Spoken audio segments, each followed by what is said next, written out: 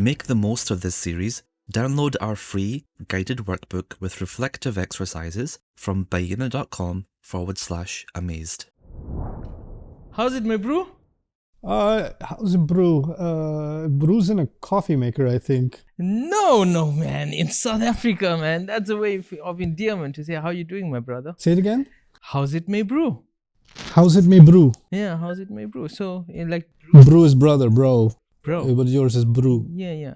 A few other terms. My fro, my wife, my bully. Fro is German. And like Frau. And it's Afrikaans, too.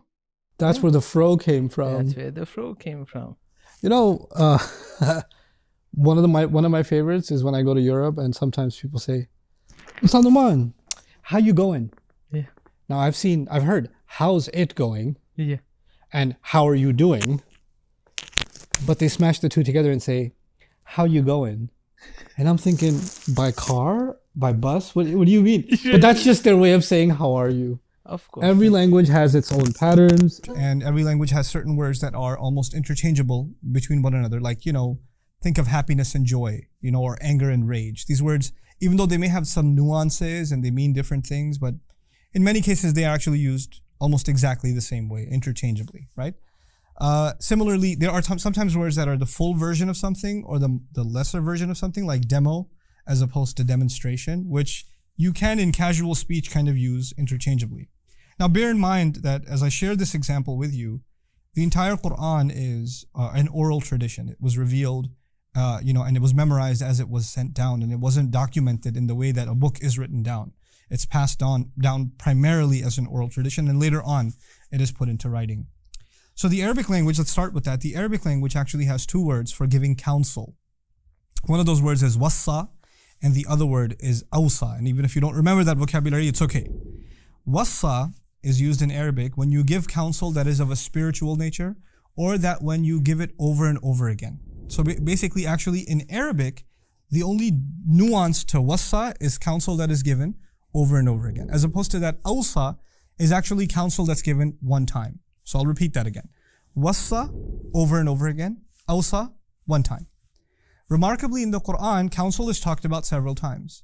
And if you take tally of all those times, like Baqarah and Shura, Surah Shura, Nisa, Maryam, all these different places where counsel is talked about using this language, every time Allah talks about spiritual counsel, counsel to do good, counsel to worship Allah, counsel to pray, this kind of counsel, He'll use wassa, which is actually the word used for over and over again.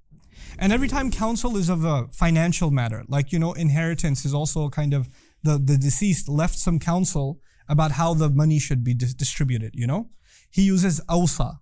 So for financial or, inheritance type matters, awsa, kind of leaving a will, leaving counsel behind, leaving advice behind, instruction behind, awsa. And spiritual matters, wassa, which is beautiful.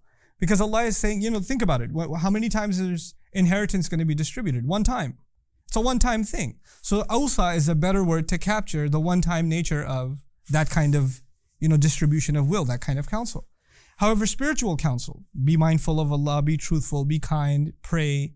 This is not the kind of counsel you give somebody once. You have to give it over and over and over again. That's the nature of spiritual counsel. It must be repeated. So he beautifully uses every single time the word wassa. Now think about that. In the Arabic language, wassa and awsa are interchangeable with a subtlety. One is repeated, the other is not. But the Quran is very precise about where it uses each one, with one amazing exception. Isa alayhi salam, Jesus is born. The Quran has a unique narrative about Jesus that the Bible doesn't have, that he spoke the day he was born.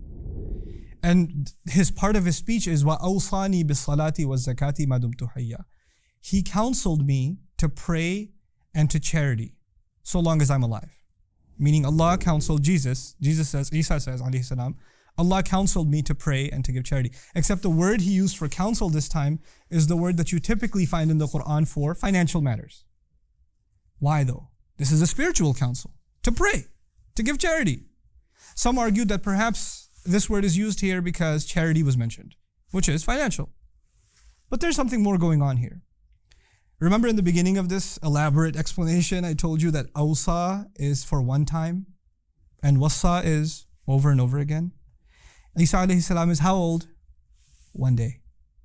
He couldn't possibly have been given counsel over and over and over again. He's only been given counsel to pray and give charity one time. So he says, Awsani bis-salati was-zakati. 23 years of an oral revelation, and the only time the pattern is broken is when the one-time advice is given. It's what you have to call amazing.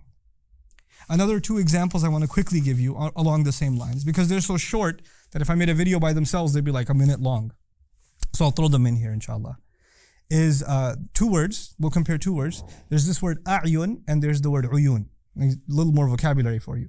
A'yun is actually, it means 2 things. Each one of these words means 2 things. A'yun could mean eyes, and a'yun could also mean springs of water. It could mean eyes and it could mean springs of water. On a side note, the Arabs have the same word for these because anything that pleased their eye, they use the word eye for it.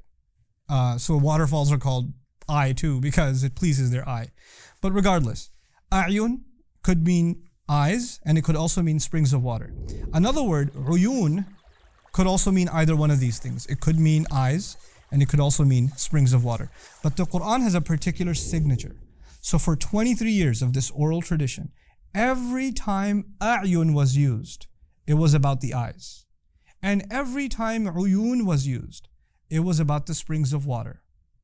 Even though in Arabic, both of those could carry both meanings, the Quran decided that it's going to have a signature where a'yun consistently will be talking about eyes and uyun consistently is going to be talking about springs of water. That kind of consistency in oral speech is impossible to keep up with. It's just impossible to keep up with. And finally, just along the same lines, is the distinction between 2 kinds of rain. The Arabs use the word matar for rain. They also use the word ghayth for rain. And interestingly enough, in the Quran, matar, every time a rain is kind of like a flood kind of a rain or a punishment is raining from the sky, matar. And every time rain has something good in it, something that produces life and gives vegetation, ghayth. So it actually distinguished between the 2 kinds of rain that the Arabs themselves would not distinguish. They would use matar and ghayth interchangeably. Rain is just rain, but 2 different words for 2 different scenarios of rain. Good rain, ghayth.